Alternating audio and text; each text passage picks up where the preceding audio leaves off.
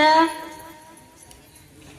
ہم اللہ تعالیٰ کی حمد و ثنا بیان کرتے ہیں اور نبی کریم صلی اللہ علیہ وسلم پر درود و سلام بھیجتے ہیں. عزیز بہنوں، اسلام دین فطرت ہے جو معاشرتی زندگی کے ہر پہلو میں انسان کی رہنمائی کرتا ہے. خواتین کی عزت و عصمت کی حفاظت اور معاشرتی بگاڑ سے بچاؤ کے لیے پردے کا حکم ایک بنیادی اسلامی تعلیم ہے. اللہ تعالیٰ قرآن مجید میں ارشاد فرماتا ہے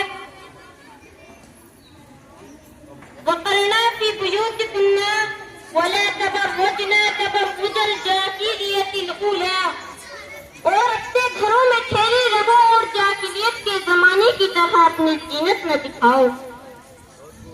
اسی طرح فرماتا ہے یا ایھا النبی قل لأزواجک وبناتک ونساء المؤمنین یدنین علیہن من جلابیبہن، اے نبی اپنی بیویوں، بیٹیوں اور مومن عورتوں سے کہہ دو کہ وہ اپنے اوپر چادر لٹکایا کریں.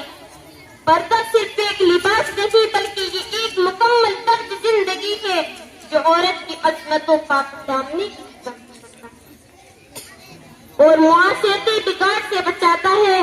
پردہ اختیار کرنے سے عورت کو وقار اور عزت ملتی ہے اور وہ برائیوں سے محفوظ رہتی ہے. عزیز بہنوں، یاد رکھیں کہ پردہ محض ظاہری پردہ نہیں بلکہ نظر و آواز اور کردار کا بھی پردہ ہے جس کی پابندی ہماری دنیا اور آخرت کی کامیابی کا ذریعہ ہے.